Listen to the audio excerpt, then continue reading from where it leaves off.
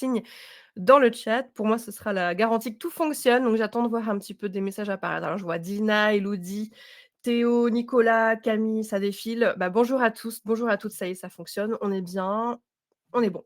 Super. Bah, écoutez, je suis trop ravie de vous retrouver parce que c'est le tout premier webinaire 2025. On s'est laissé en novembre, je crois, 2024. On a fait une bonne pause au mois de décembre. Bon, en vrai, Culture RH est toujours actif, même en décembre, mais voilà, pour le côté webinar, on a fait une bonne petite pause et on est ravis de vous retrouver aujourd'hui. Je suis ravie de vous retrouver aujourd'hui, d'autant plus pour aborder un sujet. C'est THE sujet. Je crois que c'est le sujet qui passionne et qui rend les RH encore plus curieux parce que l'IA s'est invitée ces dernières années dans le quotidien des RH et notamment des recruteurs aussi. Et on va être là pour clarifier un peu tout ça, pour vous aiguiller, vous donner aussi des bonnes pratiques, des idées.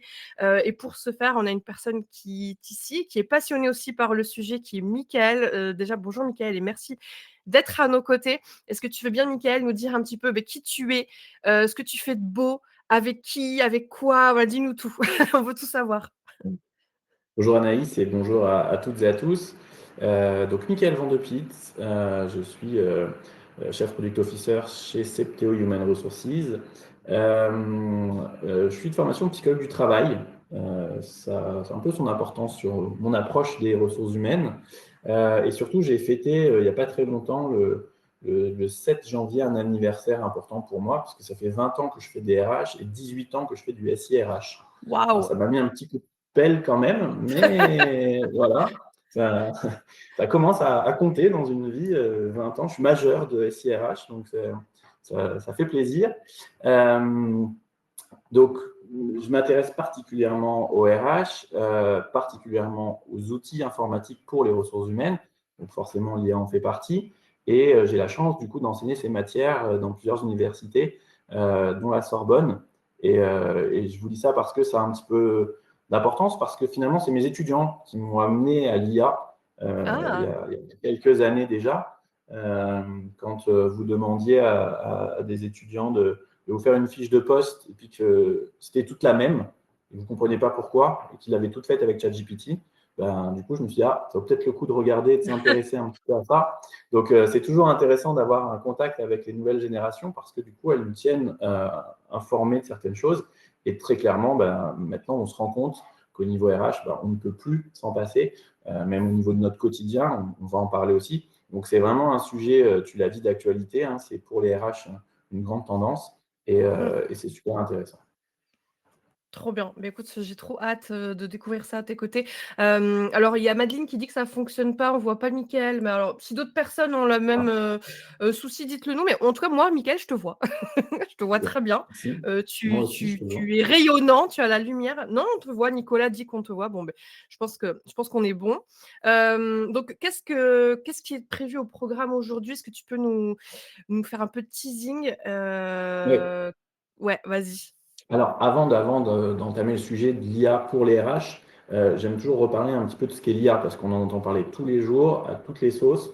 Donc, c'est important de bien poser les bases, qu'on se rappelle un peu ce que c'est. On va reparler un petit peu de l'expérience collaborateur aussi, hein. Ça fait des années qu'on nous dit que les RH sont en guerre, la guerre des talents, hein. C'est un truc qu'on entend depuis très très longtemps et je pense que c'est toujours d'actualité, peut-être même encore plus maintenant. Et du coup, bah, comment l'IA va pouvoir nous permettre d'avoir un petit peu une place et de nous améliorer pour essayer justement d'être des meilleurs RH au service de la rétention de nos talents ou de la captation de nos talents, justement. Et puis, bien évidemment, un temps d'échange, hein. Le but du jeu, bah, c'est de vous partager notre expérience. Mais si vous avez des questions ou pas, n'hésitez pas à utiliser le chat. Mmh. Euh, Anaïs est là pour rebondir ou aussi pour faire remonter des éléments. Donc, surtout, n'hésitez pas à nous poser des questions. Ça rendra cet échange encore plus intéressant. Parfait et d'ailleurs, j'en profite, pour vous rappeler qu'on est là pour à peu près 3/4 d'heure, 1 heure ensemble. Comme je le dis à chaque fois, j'ai pas encore dit ma phrase fétiche, mais ce webinaire, c'est votre webinaire. Donc sentez-vous à l'aise de poser vos questions. Moi, je me ferai votre relais auprès de Mickaël. Voilà, je serai hyper attentive. Si je loupe des choses, m'en voulez pas, mais c'est prévu pour, puisque enfin, on a un temps prévu pour à la fin. On reviendra si jamais des interrogations sont restées, en suspens. Du coup, on y va? Tu nous redéfinis un peu ce que c'est que l'IA? Voilà, histoire qu'on parte tous avec, les mêmes bases, qu'on comprenne bien? Exactement, on est parti. Alors, l'IA, en fait, on en parle depuis un petit moment déjà, sauf que dans l'IA, on met plein de choses. Alors, je ne vais pas vous faire un cours sur les différentes formes d'IA parce que ce n'est pas l'objectif, mais gardez à l'esprit, en fait, elle a beaucoup évolué, cette IA. On parle d'IA symbolique, de machine learning, etc., etc. Là, on est sur ce qu'on appelle une IA générative. Alors, une IA générative, si on devait en donner une définition, ça veut dire que ça désigne la capacité d'un système informatique ou d'une machine à simuler l'intelligence humaine, notamment en matière de perception, de raisonnement, d'apprentissage, d'adaptation. Bon. Ce qui est important de retenir, c'est que finalement, jusqu'à présent, l'IA, elle n'apprenait pas forcément de ses erreurs. Il fallait que, ou de ce que vous allez lui dire, puisque c'est des erreurs d'ailleurs, il fallait que quelqu'un, en général un informaticien, vienne corriger ce qu'il avait imaginé, ce qu'il avait codé, etc. Là, l'avantage de l'IA maintenant, je schématise volontairement, mais c'est que justement, vous allez lui dire, bah, ça m'intéresse, ou ça m'intéresse pas, ou je veux que tu continues à faire comme ça, ou au contraire que tu changes de façon de faire. Et du coup, elle va au quotidien apprendre et travailler finalement dans le sens où vous voulez travailler. Et je vous invite tous à le faire, ça, et n'hésitez pas à aller l'utiliser, cette IA. La première fois que vous allez vous retrouver face à ChatGPT ou à un autre outil, vous allez peut-être vous dire bah, qu'est-ce que je fais là, pourquoi, voilà. Mais plus vous allez l'utiliser, plus vous allez vous rendre compte que c'est incroyablement efficace. Je discutais il n'y a pas plus longtemps que ce week-end avec des amis qui bossent dans des secteurs très différents du mien, et finalement, on se rend compte qu'ils l'utilisent aussi pour des choses très courantes. Corrige-moi un mail, sors-moi une note de quelque chose, fais-moi ceci, fais-moi cela. Et plus vous l'utilisez, plus elle va utiliser votre style à vous, plus elle va utiliser ce que vous lui avez déjà dit. Et c'est assez bluffant de se dire que finalement, il y a 2 mois, je lui ai parlé d'un truc, mais elle l'a enregistré. Et du coup, elle est capable de la réutiliser pour clarifier un propos, pour faire une référence à quelque chose. Donc, allez-y, jouez avec cette IA. Parce qu'on va en avoir besoin derrière dans les RH, mais dans votre quotidien, vous allez forcément en avoir besoin. Donc ça, c'est En fait, vraiment important. on l'éduque en quelque sorte, c'est ça, hein? C'est complètement ça. Et c'est ça qui est vraiment intéressant avec cette IA générative, c'est que finalement, sans s'en rendre compte, elle apprend de ce que vous lui redonnez, de ce que vous lui dites. Et c'est ce qui est vraiment intéressant. J'ai un de mes étudiants à la Sorbonne, d'ailleurs, qui était un étudiant vraiment brillant, on lui a proposé de faire une thèse après son mémoire, qui faisait une thèse justement sur l'IA. Et c'était il y a, je pense, 4 ans. OK. Et la synthèse de ce travail à l'époque, c'était l'IA pour les RH, ça ne sert à rien. Ce n'est pas mature, ce n'est pas prêt. Et ce qui OK. a vraiment révolutionné les choses, c'est cette IA générative qui finalement nous permet d'être beaucoup plus autonomes dans la façon dont on va lui demander de travailler pour nous. Et c'est ce qui va aujourd'hui nous permettre d'être beaucoup plus efficace en RH. Donc, ça fait des années qu'on en parle de l'IA, mais finalement, il n'y a que depuis 1 an ou 2 que ça commence vraiment à être quelque chose qui peut Oui, être très, très oui. efficace. On a eu par exemple des gens qui, depuis très longtemps, ont essayé de travailler avec l'IA.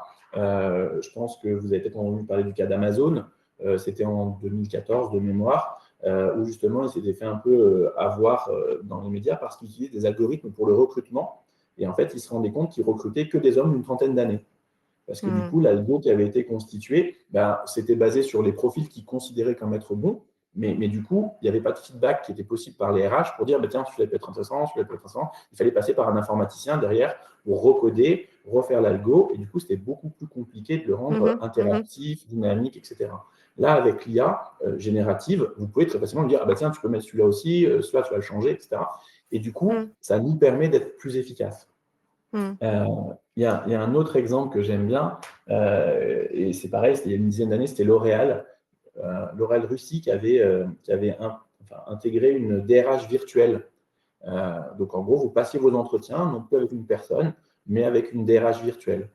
Bon, autant vous dire que ça n'a pas marché Ah très oui, longtemps. ça avait fait un buzz, ça, je me rappelle. Ouais, oui. Il y avait L'Oréal et puis il y avait une autre grosse enseigne. Forcément, il faut avoir un peu de ressources en général pour travailler sur ces techniques un peu innovantes. Et forcément, au début, ça ne marche pas toujours. Mais là, maintenant, l'IA est prête, en fait. Là, vraiment, on est sur des choses qui fonctionnent. Alors, de là à ce que les entretiens soient remplacés par des machines qui fassent ces entretiens, personnellement, j'y crois pas. Encore une fois, je suis psy, donc pour moi, ça n'a aucun sens. Mais voilà, on a vraiment, sur cette dernière année, fait une vraie grosse marge de progression. Donc, c'est vraiment important de l'avoir à l'esprit. Et sur des sujets aussi assez du quotidien, hein, les algorithmes que vous avez sur Netflix ou sur les plateformes qui vous proposent un petit peu des contenus qui peuvent vous intéresser, ou mieux, vous étiez en train de discuter avec votre collègue d'une jupe ou d'un je ne sais pas quoi, d'un arrosoir ou quelque chose, et puis 2, 3 jours après, vous recevez une pub qui vous propose la Le jupe. fameux, je vois bien Voilà. le truc. Donc, il y a déjà dans notre quotidien plein d'algorithmes en fait, qui sont utilisés par le Bien sûr. marketing, par le commerce, pour nous pousser un certain nombre de choses. Les contenus personnalisés sur Netflix ou autre, c'est le même principe, hein. On se dit, bah, vous avez aimé ça, vous avez aimé ça, bah, tiens, sûrement, vous avez aimé ça parce qu'il y a d'autres personnes qui aiment ça, etc. etc. Donc ça, c'est des choses qu'on utilise déjà aujourd'hui. Sur la traduction aussi, c'est assez bluffant. Je ne sais pas si vous avez vu ce qu'on fait aujourd'hui.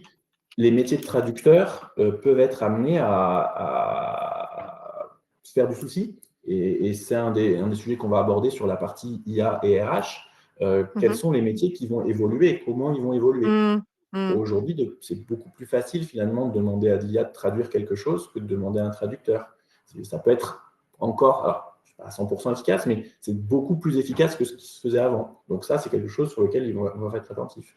On ne va pas parler de la médecine, mais c'est incroyable ce qu'on peut faire aujourd'hui justement avec de l'analyse d'images vidéo aussi. Mhm, Et mhm. là où un médecin pouvait avoir du mal à voir un petit polype ou un petit truc, là, l'IA va nous permettre de faire des choses là-dessus. Donc, encore une fois, les métiers évoluent. Donc, en tant que RH, Oui, c'est hyper ça vient important. assister, mais pas remplacer. Là, l'exemple du médecin, il est parfait. Ça vient l'assister, mais ça vient pas le remplacer. Exactement. Ça lui permet de lui dire, tiens, regarde ça, est-ce que c'est pas quelque chose, confirme-moi que. Donc, c'est ça qui est assez intéressant, c'est de se dire que dans notre quotidien, je vous parlais d'emails, je vous parlais de textes qu'on relie ou autres, l'IA va nous aider vraiment au quotidien. Donc, c'est ça qui est important à garder à l'esprit. Et je pense qu'il ne faut pas le voir comme quelque chose qui peut nous faire, enfin, qui doit nous faire peur, parce que voilà, mais il faut essayer de l'apprivoiser, parce que si on laisse passer le coche, on risque d'être un peu vite dépassé. Donc, c'est vraiment important de garder ça à l'esprit. Je crois qu'on a un petit sondage pour vous d'ailleurs sur ce Oui. sujet. Ouais. Il y a juste quelqu'un qui pose une question par rapport à la RGPD sur ChatGPT. Est-ce que c'est un sujet que tu as prévu d'aborder un peu plus tard? Ouais, on va en parler Ouais? un tout petit peu On plus va tard garder, dans les on risques. le garde au chaud, pour le coup, Emna, et on reviendra, dessus tout à l'heure sur le sujet de la RGPD.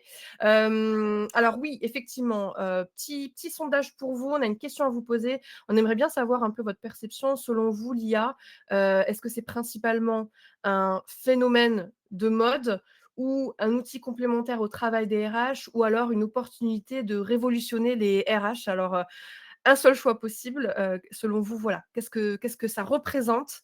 On est un peu curieux de voir la tendance qui ressort, aujourd'hui. Alors pour l'instant, je vois déjà, une soixantaine, pas loin de 70 qui nous disent un outil complémentaire, au travail des RH. On a une personne qui nous dit un phénomène de mode. Et pour l'instant, on a, 28-29 personnes, une opportunité de révolutionner les RH. On va vous laisser encore quelques secondes. On a déjà plus de 120 réponses. Bon, il y a une grosse tendance qui ressort quand Tendance. même, Mickaël, hein, tu as vu? Ouais, Sur clairement. l'outil complémentaire, ce qui est plutôt rassurant en soi. Moi, je trouve ça rassurant de me dire: «Bon, c'est vu positivement du coup», parce que si on le voit comme un outil complémentaire, ça veut dire qu'on le voit pas comme une menace, donc c'est plutôt une bonne chose. Bon, ben, voilà, 74 outils complémentaires, 25 opportunité de révolutionner les RH, et 1 qui considèrent ça comme un phénomène de mode. Hem, voilà, et je vois quelques réponses dans le chat en parallèle. Qu'est-ce que j'ai? Qu'est-ce que j'ai? Pour moi, c'est un peu toutes les réponses, ça dépend de son utilisation. Ah ben, voilà. Voilà une réponse, avec de la nuance. Ben, je suis assez d'accord finalement avec cette réponse parce que ça va dépendre beaucoup de ce qu'on met derrière l'IA. Encore une fois, il y a des grandes tendances en RH. Il y a eu la data analyse, il y a la guerre des talents, il y a l'IA, il y a des marronniers comme ça qui reviennent régulièrement. Euh, L'IA, selon ce qu'on met derrière, en effet, ça peut être un effet de mode, ou ça peut être quelque chose qui va être révolutionnaire, ou ça peut être un outil d'aide au quotidien. Donc, je pense que finalement, on pourrait mettre les trois, bon, sans trop, enfin, les RH pensent comme vous aujourd'hui, hein, vous êtes représentatif. On a fait un baromètre en demandant à des clients, des personnes du monde de la RH de répondre à quelques questions justement sur cette IA. et on retrouve la même tendance que ce que vous avez dit ce matin. Pour la grande majorité des gens, c'est un outil complémentaire au travail des RH. Bien évidemment, moi, le jour où ça sera des machines qui feront passer les entretiens, je ne serai plus RH. Hein. On est bien d'accord. Pour moi, c'est qu'on ne sera plus dans notre job.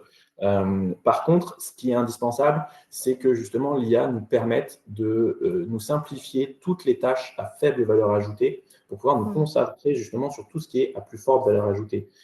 Répondre à des mails, faire des réponses négatives à des mails de candidature, ça n'a pas d'intérêt pour un RH. Si ça peut être automatisé, tant mieux. Par contre, qu'on prenne du temps à mieux construire nos parcours d'intégration, qu'on travaille mieux nos entretiens, qu'on fasse des choses en fait qui nécessitent encore du cerveau humain, ça c'est intéressant. Donc les métiers RH vont un petit peu changer. On va être sur des tâches moins administratives, moins à faible valeur ajoutée pour se concentrer sur des choses où il va plus falloir être dans l'humain, être dans l'interaction. Et finalement, pour moi, l'IA, c'est quelque chose d'intéressant parce que ça va remettre au cœur de la RH la notion d'humain. L'administratif va être un petit peu mis de côté pour privilégier, pour moi, vraiment le travail de l'humain.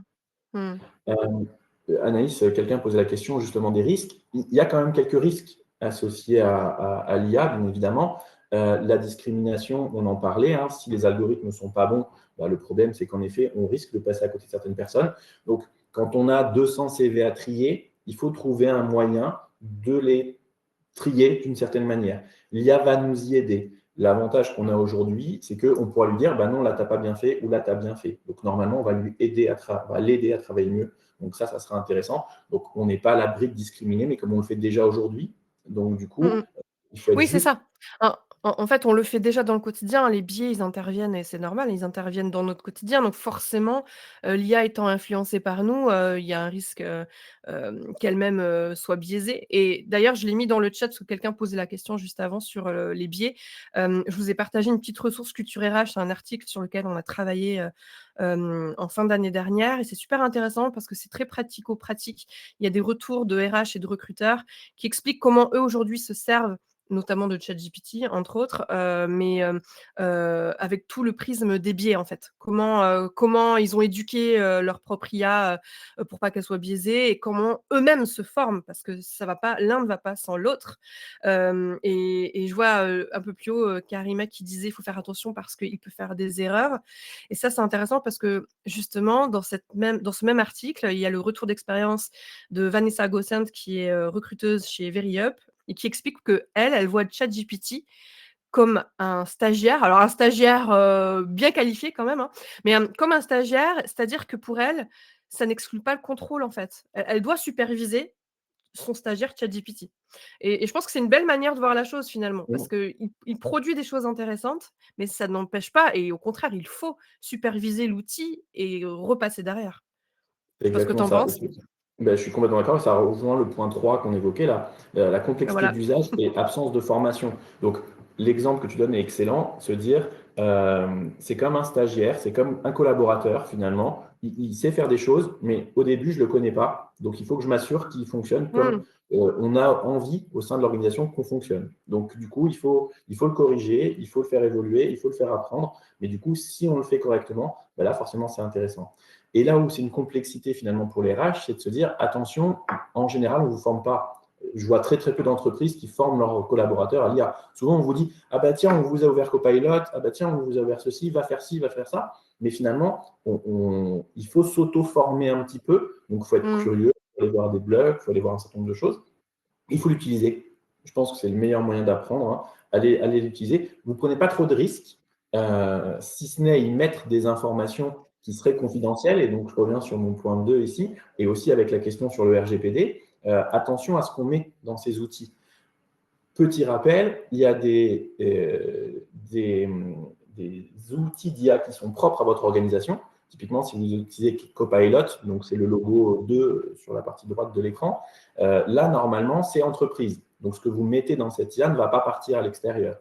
Par contre, si vous utilisez GPT public, le numéro 1, là, ce que vous allez mettre sur l'IA va être ouvert, va être accessible à tout le monde. Et il y a une anecdote un peu amusante, on va dire ça comme ça. Chez Samsung, en fait, ils avaient au plus haut niveau fait une réunion sur comment concurrencer Apple et quelles actions ils voulaient mener justement pour essayer de reprendre des parts de marché par rapport à Apple. OK.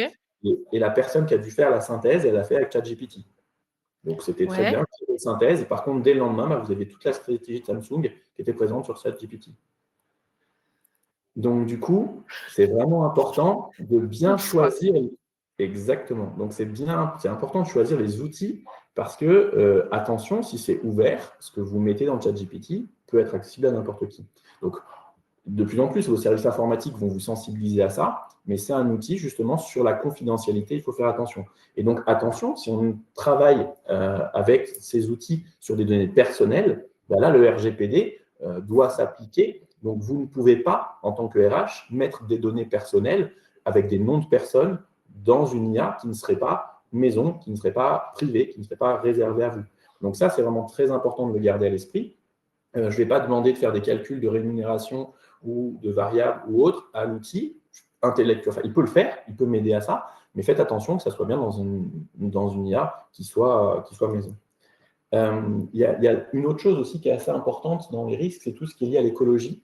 On est de plus en plus sensibilisé à ça et on sait que finalement, ça prend énormément de ressources informatiques, ces IA, des serveurs de données, beaucoup d'électricité pour les faire tourner, pour les climatiser, etc. Donc, aujourd'hui, on l'utilise un petit peu à tout bout de champ. Il devra se poser demain la question de savoir, attention, est-ce qu'il n'y a pas un risque écologique aussi un petit peu lié à ça? Et puis, on n'en est pas encore là, mais parfois une dépendance à l'IA.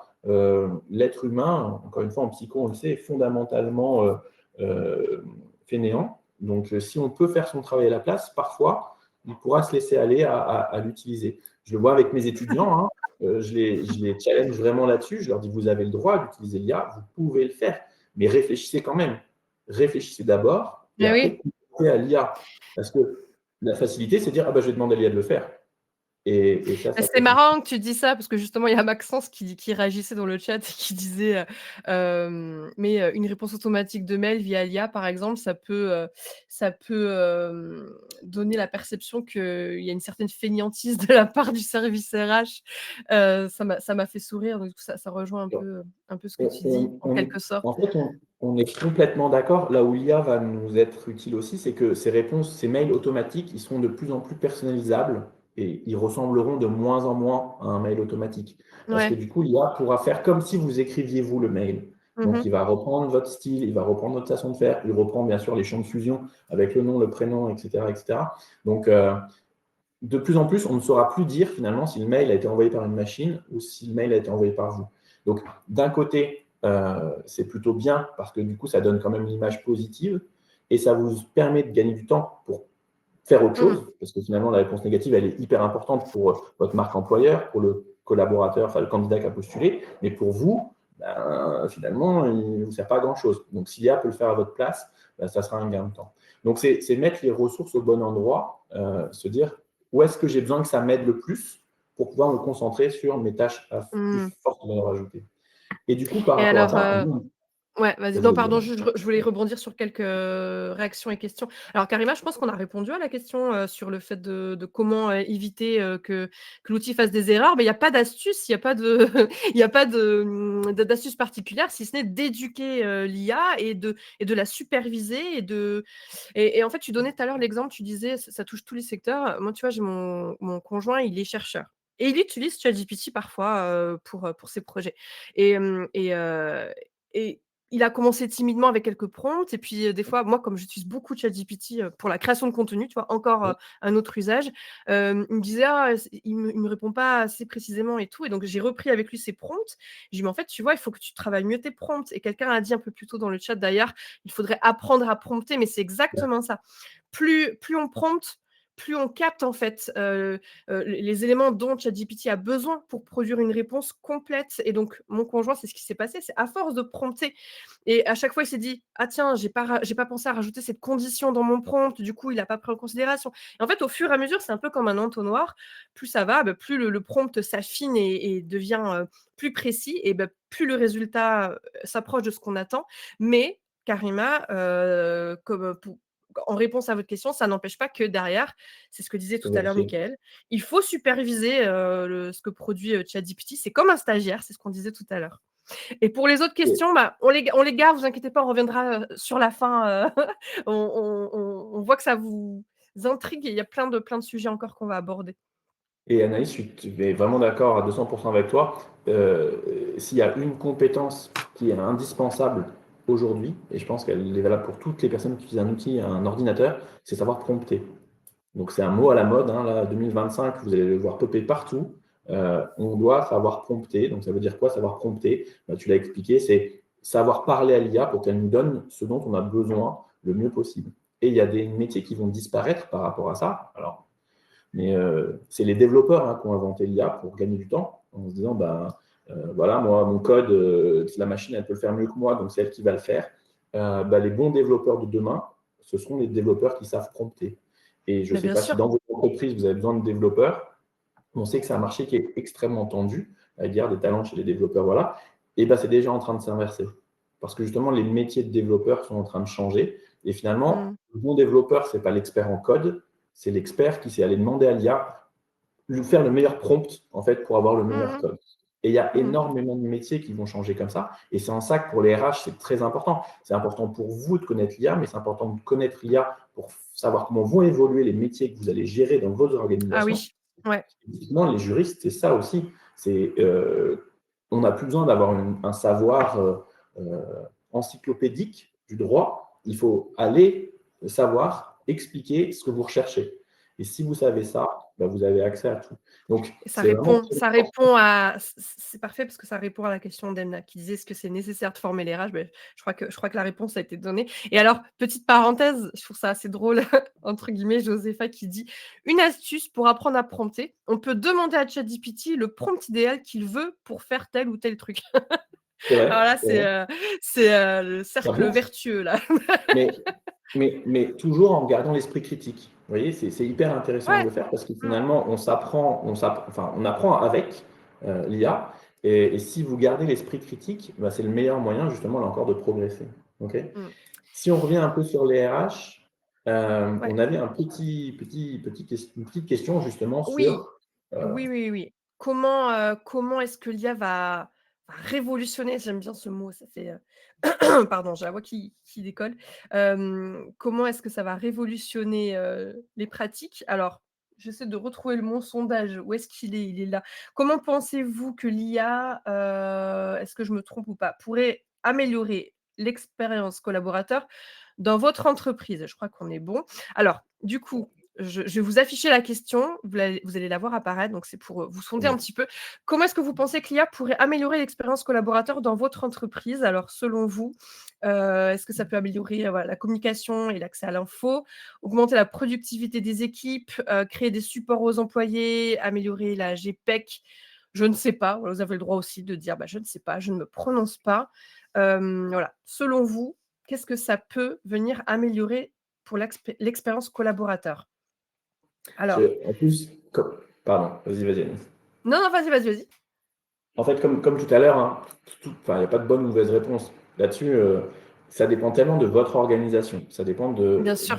la maturité informatique de votre organisation. Ça dépend de la maturité RH de votre organisation. Donc Mmh. finalement, cette IA, elle peut aider à plein de niveaux. Donc des niveaux très classiques, très basiques, jusqu'à des niveaux très importants sur de l'analyse, sur du prédictif, on va en parler. Donc, il y a vraiment beaucoup de choses à faire avec l'IA. Alors la tendance qui ressort, a priori, hein, on a 34 qui pensent que ça va venir améliorer la communication et l'accès à l'information. 27 augmenter la productivité des équipes, 24 pour créer des supports aux employés et 7 sur la GPEC, 6 qui ne savent pas ou ne se prononcent pas. Donc, ça rejoint peut-être pas forcément les résultats que vous avez de votre côté. C'est intéressant, c'est Exactement, c'est c'est marrant de voir un exactement. peu les différences, mais comme tu dis, il y Et a tellement de facteurs. peut-être que ce qu'on s'est dit juste avant influence aussi un petit peu cet échange, ce choix. C'est Parce que c'est vrai que possible! là, le baromètre qu'on a fait, les RH étaient un peu aux questions qu'on leur posait et on n'avait pas échangé avec eux justement sur tout ce qu'on peut faire avec l'IA. Donc, je pense qu'on peut Allez, continuer. vas-y. Justement, de ce baromètre qu'on a fait, la grande majorité, enfin 30% quasiment, nous disaient aujourd'hui, je ne sais pas ce que je peux faire avec l'IA. Et il y a beaucoup, beaucoup de gens finalement qui ne savent pas ce qu'ils peuvent faire avec l'IA. Encore une fois, moi, je vous dis, c'est mes étudiants qui m'ont fait me poser la question de me dire ah, mais en fait, c'est pas con ce qu'ils font. Ça peut être intéressant, ça peut être utile. Donc, il faut qu'on vous le dise. Vous ne pouvez pas le savoir finalement, plus peut vous être utile et que ça peut vous servir. Donc, tant qu'on ne vous l'a pas dit, vous ne pouvez pas le deviner. Donc, du coup, c'est important justement de s'intéresser à ça. C'est important d'écouter des choses, de lire des choses sur le sujet. Encore une fois, d'y aller, de l'utiliser. Et du coup, c'est là qu'on va se rendre compte que ça peut nous servir à plein de choses. Et après, bien évidemment, il y a des domaines sur lesquels on va pouvoir plus ou moins travailler. La productivité, c'est le premier normalement. On va vous faire gagner du temps. Bien évidemment, l'IA, au-delà du RH, va vous aider dans votre quotidien à faire des choses. Aider les collaborateurs, on va en parler bien évidemment. Accéder à de la communication, pouvoir mieux communiquer avec les collabs aussi. La GPEC et la compétence en particulier, c'est un sujet que j'adore et qui est souvent en fait pas correctement traité par les RH parce qu'on a une idée que c'est chronophage, que on n'en tire rien, que ça va servir à rien, etc. Là aujourd'hui, avec l'IA, on peut vous aider à construire votre référentiel de compétences, à comparer des fiches de poste que vous avez dans votre organisation à celles d'autres organisations et voir justement s'il y a des différences ou pas. Donc là où avant c'était très fastidieux parce qu'il fallait les faire une par une, aller les valider avec les managers, etc., là l'IA va vous le faire. Donc on n'est plus que sur, encore une fois, la réflexion, la comparaison, c'est dire, tiens, cette compétence est toujours pertinente ou pas, ok, enlève-la, rajoute-la, est-ce que tu as d'autres compétences qui sont du même style, etc. Donc on va avoir des outils qui vont nous mâcher tout le travail et tout le côté en fait très compliqué, laborieux d'animation de la compétence. Et ça, justement, ça va être vraiment quelque chose d'assez révolutionnaire. Par contre, il faut que vous ayez dans votre organisation commencé à initier une démarche liée à la compétence. Si ce n'est pas le cas, ça ne va pas marcher. Mais si vous avez fait ce travail, en général, derrière les entreprises qui le font, le recrutement, ça c'est clair, parce que finalement, je vais recruter que les compétences dont j'ai besoin et que je ne peux pas trouver en interne. Et la formation, pareil, je ne vais former que pour acquérir les compétences dont j'ai besoin. Donc, ceux qui arrivent à construire une politique RH en lien avec la compétence, c'est un outil qui est vraiment très, très, très puissant et qui nous permet d'aller très loin. Et l'IA va nous y aider. Est-ce qu'on a du détail sur, c'est Emna qui demande ça, est-ce qu'on a du détail sur la population qui a répondu, au baromètre, de cette Oui, Théo? oui. Alors, on n'a pas encore fait toutes les stats classiques. C'est des gens on a fait parvenir qu'à des gens RH, principalement des DRH ou des RRH ou des gens qui travaillent en RH. Mais si vous êtes intéressé, vous pourrez y accéder de toute façon au baromètre. Donc, n'hésitez pas et on pourra vous donner beaucoup plus de détails sur toutes les questions qu'on a pu Ça poser. marche. Alors du coup, les leviers concernés pour le coup, pour rebondir sur, justement sur les retours de ce sondage, Ben, quels sont les leviers à justement, activer?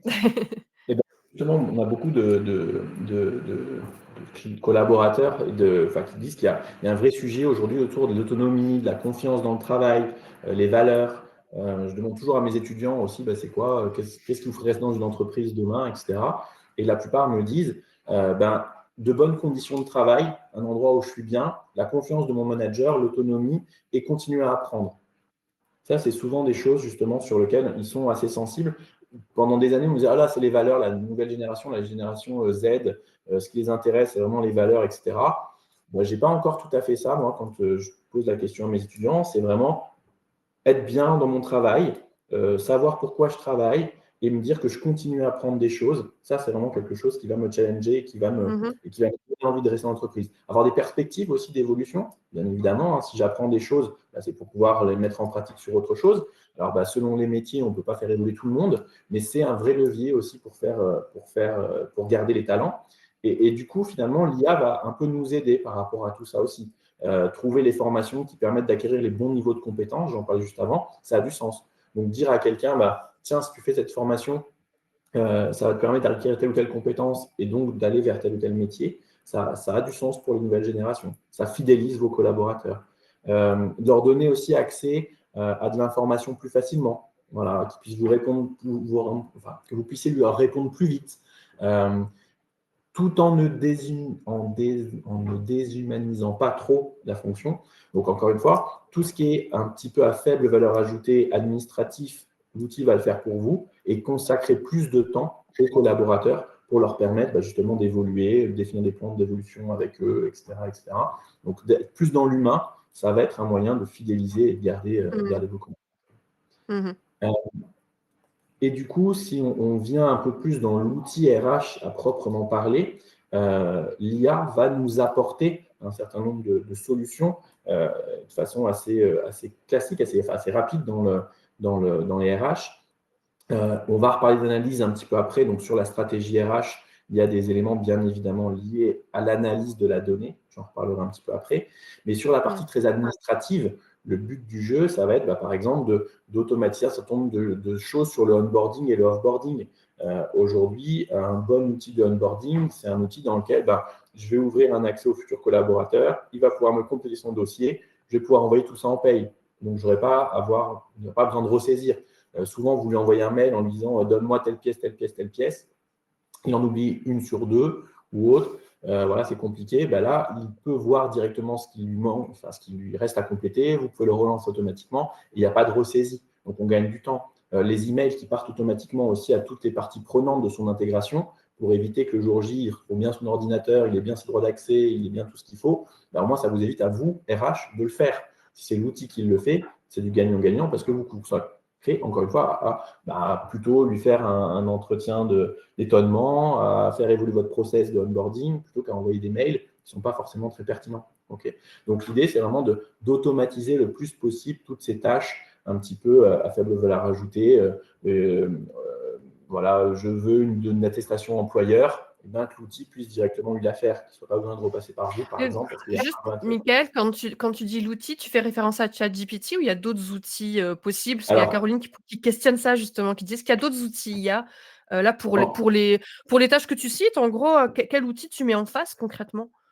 en général, c'est plutôt des SIRH qui intègrent du coup de l'intelligence artificielle. Ouais. Là, aujourd'hui, ce n'est pas vraiment dans ChatGPT que je vais pouvoir lui dire, et encore, il pourra vous donner de bonnes idées, mais vous pouvez lui dire, construis-moi un processus d'intégration pour mes commerciaux. Il va vous Ouais. proposer des choses, mais il ne le mettra pas en place. Donc, il vous faut quand même un outil, il vous faut un SIRH pour le faire, et idéalement, il faut que votre SIRH, il ait intégré l'IA justement pour vous permettre d'automatiser toutes ces tâches à faible valeur ajoutée. Et c'est ce que je vous propose, c'est Théo HR, par exemple. Mais voilà. Donc ça, c'est quelque chose sur lequel vous devez être très attentif. Si vous devez trouver un outil RH, questionnez-le, interrogez-le justement sur comment on automatise tout ça, comment ça vous fait gagner du temps. En fait, un outil RH aujourd'hui est là avant tout pour vous faire gagner du temps sur les tâches à faible valeur ajoutée. Okay, et sur le recrutement, typiquement, avoir des systèmes de matching. Là, je suis en train de travailler avec les équipes de recrutement pour avoir un indicateur qui calcule le taux d'adéquation entre l'offre et le CV. Et ils me prennent pour un fou, mais j'aurais quand même demandé de réfléchir à ça, sur l'offre et toutes les informations qu'on retrouve sur le candidat sur Internet. Parce qu'aujourd'hui, vous pouvez le faire, vous allez voir sur Internet les éléments.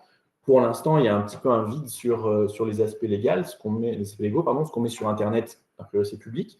Donc, pourquoi pas réfléchir à ça et se dire, aujourd'hui, il n'a pas mis qu'il avait telle compétence, pour autant, je vois que sur Facebook ou sur Instagram, il fait telle chose qui me font penser que finalement, il pourrait avoir cette compétence. Donc, pourquoi pas ne pas passer à côté de certains candidats parce que justement, il y a des informations sur eux sur Internet à côté. Donc, pour l'instant, on essaie, on voit, on teste des choses et on verra demain si c'est pertinent, si ça fonctionne bien, si c'est légal. Voilà. Parce que peut-être qu'en effet, il y aura aussi des lois qui vont changer là-dessus, qui vont dire C'est attention, vous ne pouvez possible. pas utiliser n'importe quoi.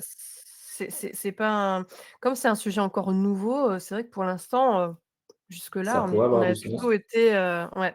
Alors il y a pas mal de questions, alors je vais essayer d'en picorer quelques-unes. Alors attends, juste je regarde ce que j'ai loupé. Il y a, Nicolas qui demandait par rapport au télétravail, à quel niveau l'IA peut venir révolutionner, le télétravail, quel axe peut se travailler avec l'IA, vis-à-vis du télétravail? Tu penses à des choses? Alors, le télétravail, c'est quelque chose qui est très engageant pour beaucoup de nouvelles générations.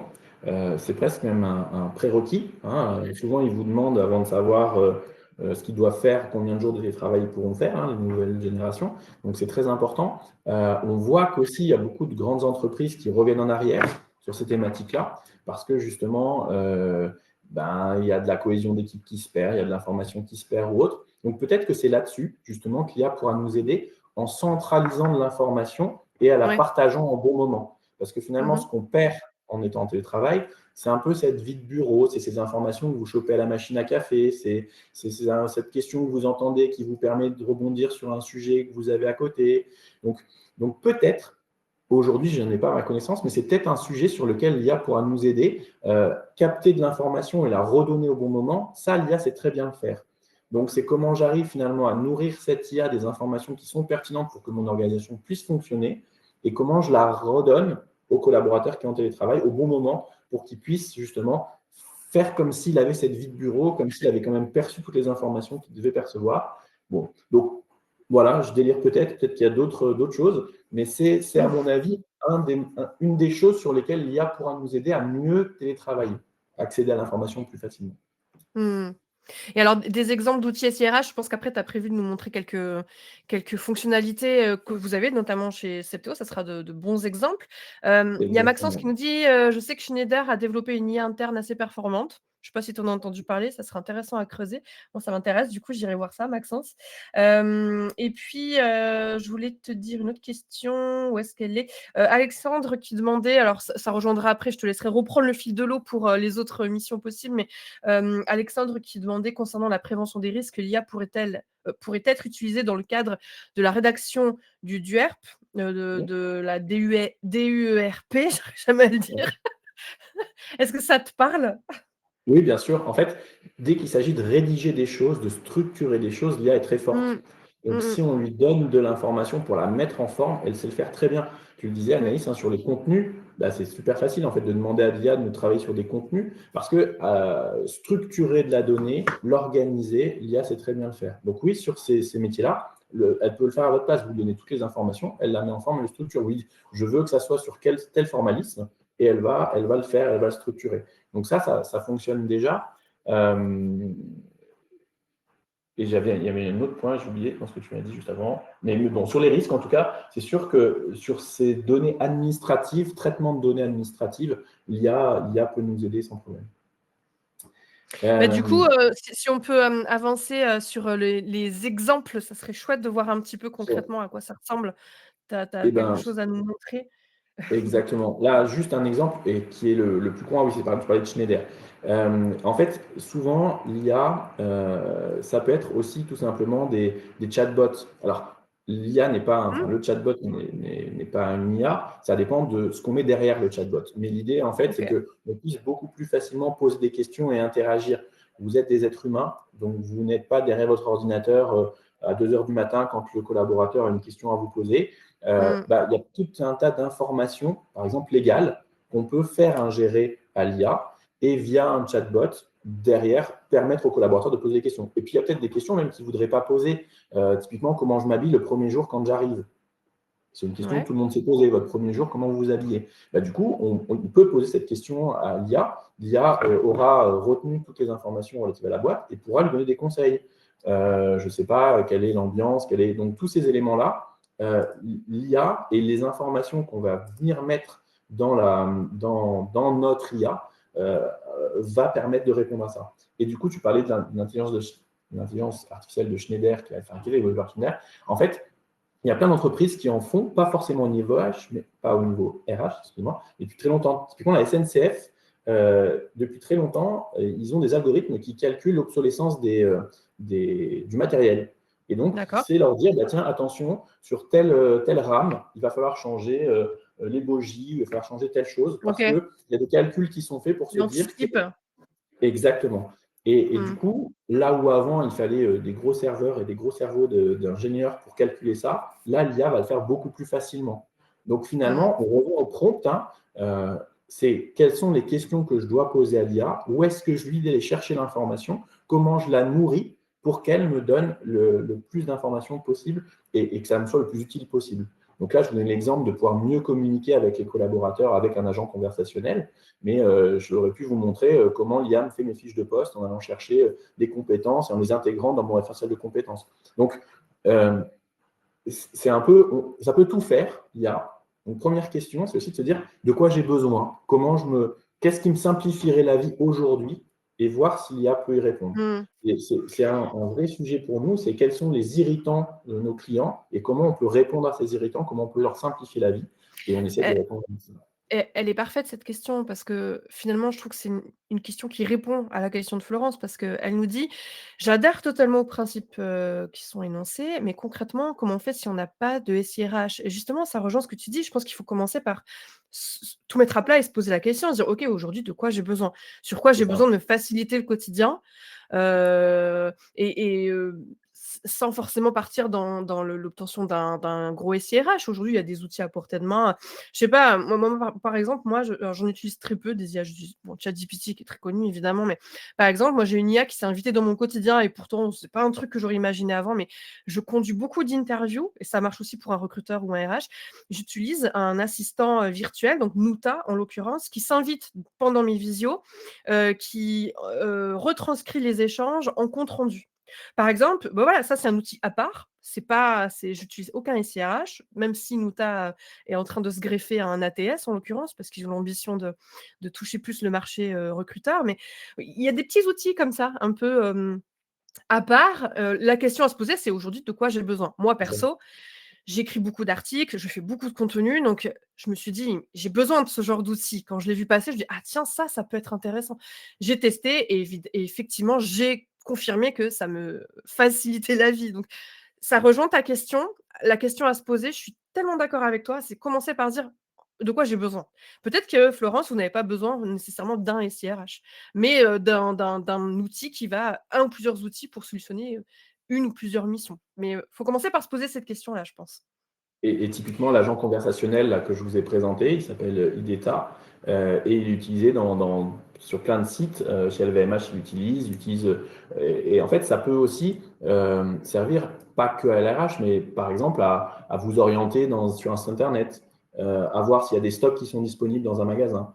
Donc en fait, ça sert vraiment à beaucoup, beaucoup de choses. Donc déjà, soyez attentifs liser des choses sur qu'est-ce que ça peut m'apporter. Et comme l'a dit Mmh. Annelise, bah tiens, j'ai vu passer ça, je me fais, ah bah ouais, ça m'aiderait vraiment dans mon travail. Et du coup, creuser. Parce que les opportunités sont tellement énormes, on peut faire tellement de choses avec l'IA que si on se dit, bah, je veux tout faire, ça ne marchera pas. Donc, il faut déjà se poser la question de dire, qu'est-ce qui m'a simplifié la vie? Et après, aller voir quels sont les outils d'IA qui vous permettraient de le faire. Ça, c'est vraiment la bonne méthode. Il y a des personnes qui questionnent sur Nuta. Alors après, je veux pas, venir, parasiter, le webinaire du jour, mais je sais pas si d'ailleurs il existe ce genre de fonctionnalité avec Septéo, tel que Oui, bien Nuta sûr, le on peut faire des. ça Oui, existe? tout à fait. Ah Ouais, bah, bien trop sûr. bien. Bah, si ça vous rend curieux, en tout cas, avec Septéo, ça existe. Si, l'outil Nuta dont je parlais vous intéresse, contactez-moi, si vous le voulez, avec plaisir. Mais, c'est pas forcément le sujet du jour, donc, on va pas s'étaler et on a encore plein de choses à vous dire. C'est ça. Hem, Donc, l'IA très comme outil rapidement, d'analyse, ouais. ouais. Donc ça, c'est un peu le saint graal aussi presque, hein, parce que finalement, on est trop dans le quotidien pour avoir le temps de travailler sur la qualité de la donnée.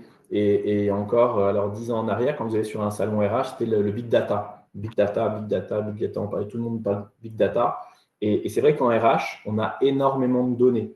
Donc ça renvoie au RGPD, attention, on ne fait pas n'importe quoi avec les données RH qu'on a, mais on a Mmh. énormément, énormément de données. Et quelque chose que l'IA sait très bien faire, c'est justement prendre des volumes de données et essayer de réfléchir et de vous dire, en fonction de comment vous avez prompté, bah tiens, je vois cette tendance, ou on notifie, je constate ça, etc. etc. Donc attention, pas parole d'évangile, on y réfléchit, on confirme, etc. Mais au moins, ça nous permet de prendre un peu de recul. Et là où il nous fallait des heures pour faire des tableaux Excel avec des formules pour pouvoir comparer des choses, bah là, l'IA va le faire beaucoup plus facilement. Donc non seulement elle est capable de capter de la donnée, chose très rigolote aussi, j'ai demandé à ChatGPT de synthétiser des mémoires de centaines de pages. Il le fait très bien, hein, et en quelques secondes. Ah oui? Donc, vous mettez le mémoire Ça te fait gagner du temps dans. ça Alors, quand tu relis tes là, étudiants? je les lis quand même. Je les lis quand même, mais j'ai fait l'exercice cette année de me dire, ah, tiens, vas-y, fais-moi une synthèse, et de lui demander aussi, justement, est-ce qu'il pense que ça a été fait avec l'IA ou pas? Parce que, d'autre côté, Ah hein, oui. moi, je peux le faire lire, Mais Ah l'étudiant, ç il peut ça ça aussi, je suis pas convaincue de l'efficacité de ce non, c'est pas de très ça parce efficace ça. que, moi-même j'ai déjà testé pour voir, bon, c'est le genre de Non, truc que tu fais à 2 heures du mat quand tu arrives pas à dormir. Tu te dis: «Tiens, je vais demander à l'IA s'il croit que ce que je fais moi a été fait par l'IA» et la plupart du temps, il ouais. te dit: «Oui», alors que c'est pas le cas des fois, donc c'est Alors, assez marrant. bah, du coup, les algorithmes ont été changés parce que maintenant, il est beaucoup plus modéré, justement. Il vous dit, ça peut, mais je suis pas sûr. Voilà. Donc, en général, ça marche pas très bien. Donc, c'est ça qui est intéressant aussi, c'est de se dire qu'il faut le Mmh, tester, cette IA, hein. Donc, en effet, mmh, il va pouvoir vous analyser des données, il va pouvoir faire du prédictif. Donc, ça, c'est ce qui est encore peut-être plus facile, le plus difficile à appréhender. Comment je prédis de perte de compétences, comment je prédis que je vais avoir de moins en moins de développeurs qui vont candidater, comment. Voilà. Donc ça, c'est un peu les balbutiements, mais c'est quand même ce qui sera assez intéressant derrière, c'est de se dire comment l'IA peut m'aider justement à, là on sera plus sur simplifier mon travail, mais à anticiper des changements importants. Et ça, on le mmh. verra. Donc il y a des vraies tendances d'amélioration liées à l'IA, et en particulier grâce à toute l'analyse qu'on va faire de la donnée. Est-ce qu'on Je lance pense. le tu avais Oui, quelque il y a chose un à sondage. partager? Sinon j'allais lancer le sondage, dis-moi. Très bien. Non, non, vas-y, je t'en prie. Ouais, j'y vais? Allez, Oui. on a, un dernier petit sondage à vous partager. La question, c'est un peu, à l'issue de tous nos échanges aussi, hein, c'est dans quel domaine RH vous pensez appliquer l'IA à court terme en priorité? Donc, voilà, du coup, quelle est votre priorité? Ça rejoint un peu la question de tout à l'heure, quelqu'un qui se demandait, mais, Posez-vous la question de ce qui est, où vous voudriez gagner du bah temps, en fait, c'est hein. ça et quelqu'un disait dans le chat, mais justement, c'est ça aussi la difficulté, c'est d'avoir la capacité de repérer dans quoi j'ai besoin, en fait, de m'améliorer. Ça rejoint un peu la notion de conduite du changement, c'est C'est ça. Et puis souvent, on est dans le quotidien. Donc, quand vous avez le nez dans le guidon, c'est très difficile de se dire là où ça pourrait me faire gagner du temps. Vraiment, je pense que ça fait vraiment gagner du temps. Peu importe votre secteur d'activité, l'IA peut vous Mmh, faire gagner du temps. Donc, mmh. soyez un peu curieux au début, parce que si je prends du temps pour apprendre l'IA, bah, c'est du temps que je perds à côté.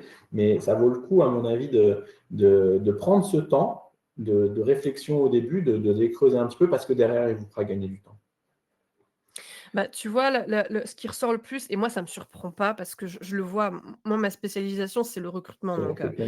du coup, je suis peut-être un peu biaisée mais je le vois énormément. Je trouve que c'est certainement peut-être tu me diras si j'ai des bêtises, mais j'ai l'impression que c'est comme le domaine dans lequel on l'utilise le plus et je trouve que c'est le domaine dans lequel ça a le plus, explosé. Ça commence vraiment à se démocratiser. Moi je le vois, j'ai beaucoup de recruteurs dans mon réseau donc je le vois.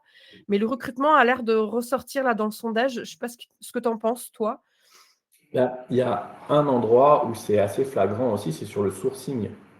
Heu, Oui. Avant, Mmh. sourcer, c'était un exercice un peu difficile parce qu'il fallait aller trouver les bons réseaux sociaux, il fallait chercher les mots-clés, il fallait utiliser bien les filtres, et cetera, et cetera. Là, un recruteur, mieux il sait prompter ce dont il a besoin, plus l'IA va aller lui chercher sur les bons réseaux Bah oui, sociaux, les tu bons peux lui dem profils, et tu peux cetera. lui demander, de te sortir une ligne, pour, la recherche booléenne avec les bons mots en fonction de ton besoin en recrutement. Enfin, ça c'est, je trouve que c'est vraiment, Exactement. le métier est en train de il y a une petite révolution autour du recrutement, hein, grâce à l'IA, je trouve quand même. Et Alors c'est 40 ouais, Et juste, pardon, et c'est celui sur lequel finalement on travaille avec l'IA depuis plus longtemps. Amazon et ouais, L'Oréal, en 2014 et 2018, c'était sur le recrutement qu'ils ont mis. mmh, Parce que justement, c'est ouais, c'est un sujet sur lequel il y a beaucoup de choses à faible valeur ajoutée, où il y a à faible valeur ajoutée, il y a beaucoup de choses aussi sur lesquelles il y a beaucoup de données. Les candidats, vous avez 3000 candidats qui arrivent, comment on les trie, quoi, comment on peut. mmh, Voilà. mmh, Donc, c'est des sujets où depuis toujours, on a besoin de s'améliorer. Et du coup, mmh, bah forcément, l'IA est venue, mmh est mh. venue là. Donc tu vois, 48 recrutement, gestion des talents. Alors il y a aussi la gestion des talents, il y a pas que le recrutement. 6 Ouais, engagement et bien-être, 16 formation, développement des compétences. Il y a un gros sujet autour de la formation aussi, il faut le souligner. ouais.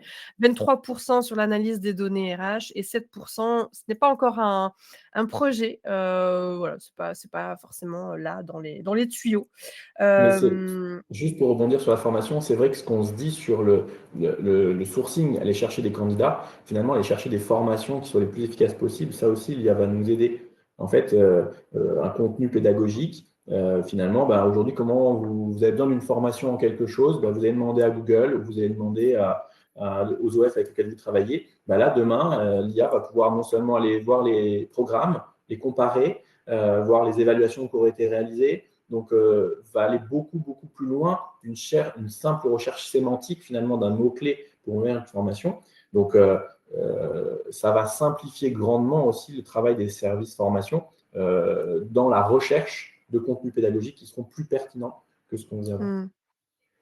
Moi, j'aimerais bien que tu nous partages un peu quelques mots sur, Septéo parce que finalement, on n'en a pas, spécialement C'est parlé vrai et que pourtant, oui, il y a des choses à dire et puis après pour clôturer, il y a des questions vraiment je trouve hyper pertinentes donc, je te laisse nous parler un peu de Septéo puis après on va allez, revenir sur les quelques questions qui sont restées, histoire qu'on sache quand même qui est Septéo parce qu'après tout est là, tu as exactement. le plaisir et la gentillesse de nous partager autant de choses et autant qu'on sache un peu, bah, ce que vous faites de beau chez Septéo. Alors très rapidement, en fait, Septéo, c'est on est dans le top 10 de la French Tech. En particulier, on est spécialiste de la Legal Tech. Donc, il y a une BU qui s'appelle Human Resources, mais il y a une BU notaire, il y a une BU avocat. Donc, en fait, on est vraiment un très gros éditeur de logiciels. On est plus de 3000 en France. Et on apporte des solutions innovantes. On dit derrière chaque moment de vie. Donc, vous achetez une maison, vous passez chez un notaire, il y a Septéo, un outil Septéo derrière.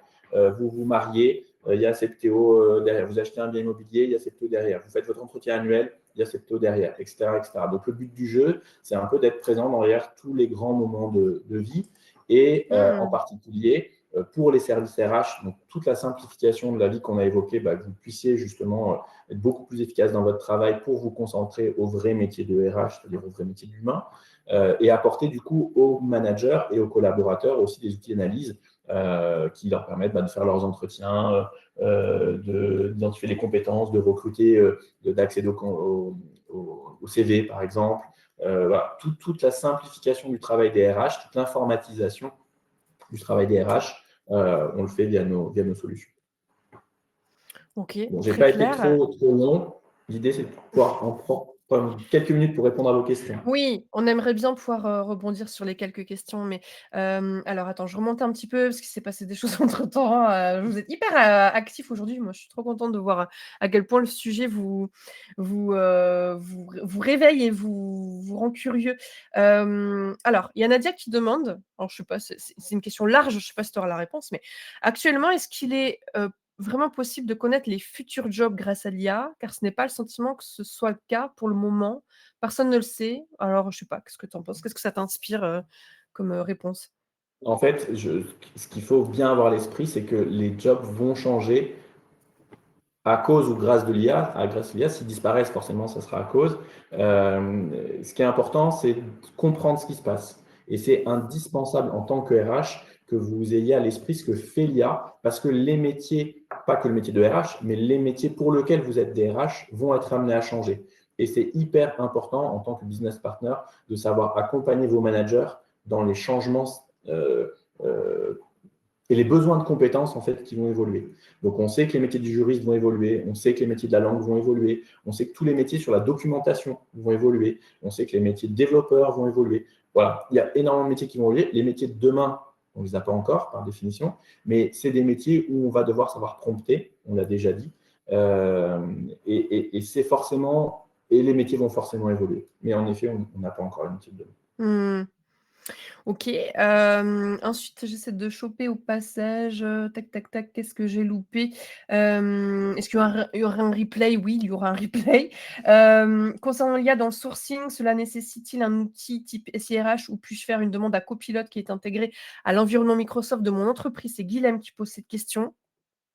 Alors, c'est très intéressant. Ça dépend. Enfin, oui, Copilot fait énormément de choses, mais typiquement, vous pouvez lui envoyer les 200 CV que vous avez reçus et il pourra peut-être vous dire en fonction d'une offre, voilà. Mais il reste tout seul, d'accord? Il n'est pas intégré à d'autres briques. Ça ne va pas faire du onboarding derrière. L'intérêt du SIRH, c'est que tout va être lié finalement. Donc là, ce qu'on est en train de se dire, c'est qu'il faut réfléchir aux compétences pour mieux recruter, pour mieux former. Si je fais petit bout par petit bout, que je lui pose des questions, ça va être moins efficace. Pour autant, vous pouvez déjà utiliser Copilot sans problème. Et bien évidemment, l'avantage que vous avez, Guilhem, c'est qu'il est propre à votre entreprise avec Copilot. Donc, du coup, vous ne risquez pas de faire fuiter de l'information à l'extérieur. Donc ça, c'est déjà intéressant. Si on doit retenir une chose là-dessus, c'est de dire faites attention aux données que vous mettez dans des IA ouvertes. Donc déjà, posez-vous la question de l'IA que vous utilisez. Est-ce qu'elle est ouverte ou est-ce qu'elle est fermée? Copilot, en général, propre entreprise, elle est fermée. Donc c'est plutôt intéressant. Donc gardez ça à l'esprit, c'est assez important. Parfait. Et justement, est-ce que tu as un petit mot de la fin pour conclure ce webinaire? Parce on arrive au bout, donc bon, évidemment, si vous avez des questions après, vous pouvez tout à fait contacter, Mickaël, hein, je pense qu'ils pourront. Je vais remettre la première slide pour, qu'on ait bien, ton nom et qu'on loupe pas voilà. Est-ce que tu as un petit mot, de la fin pour conclure ce webinaire? On a dit, tu Ouais, as dit beaucoup de choses. ouais. Comment tu voudrais résumer tout ça en une phrase? Je te challenge là. Là, je te la fais à la ChatGPT, je te prompte. Heu, fais-moi un mot de conclusion, pour ce webinaire, qui résume, tout le propos, en une N'ayez pas phrase. Allez. peur. Allez, n'ayez pas peur, soyez curieux, ça va changer nos métiers. Donc, allez-y de bon cœur, regardez, apprenez. C'est forcément du temps que vous perdez au début, mais que vous gagnerez demain. Parfait. Bah, c'est bravo. Tu vois, tu as pas besoin de ChatGPT là. C'était parfait. Merci. Très Bah, bien. écoutez, Bon, bah, merci à écoutez, vous. ouais, merci à vous. Vous avez été, hyper, actifs. C'était un plaisir de vous retrouver. On démarre l'année en beauté d'ailleurs. Je l'ai même pas dit, j'ai manqué Bonne année. ouais, c'est pas bien. Je vous ai même pas souhaité une très bonne année, tous mes meilleurs vœux pour, 2025, hein. C'est la classique. Moi, je vous retrouve bientôt. Alors, on a pas mal de rendez-vous là sur le mois de janvier. Je pense que la team Culture RH va vous afficher sous peu, le prochain événement. Je crois que je peux le faire moi-même d'ailleurs. Après tout, je suis autonome, hein. Allez, hop, je le partage. Donc ouais, on se retrouve le mardi 28 janvier pour parler augmentations annuelles et notamment pouvoir d'achat, voilà, politique de rémunération. C'est un peu le sujet du mois de janvier. On vous donne rendez-vous fin janvier, mais en vrai, il y a d'autres webinaires d'ici là. Comme d'habitude, vous pouvez aller sur le site de Culture RH et retrouver tous les sujets que l'on porte à travers nos webinaires et puis évidemment tous les articles Culture RH. On essaie d'aborder. Les RH, c'est très large, donc il y a beaucoup de choses à dire. Donc on essaie de couvrir un maximum de sujets et de tendances et d'actu. Sur ce, bah, écoutez, moi, il me reste à vous souhaiter une bonne journée. Merci encore, Mickaël. C'était un Bah, merci super à moment. vous. Moi, j'ai passé un très bon moment à tes côtés, donc merci à toi et à très bientôt tout le Plaisir monde. partagé. À très bientôt. Super. Merci. Au À revoir. bientôt.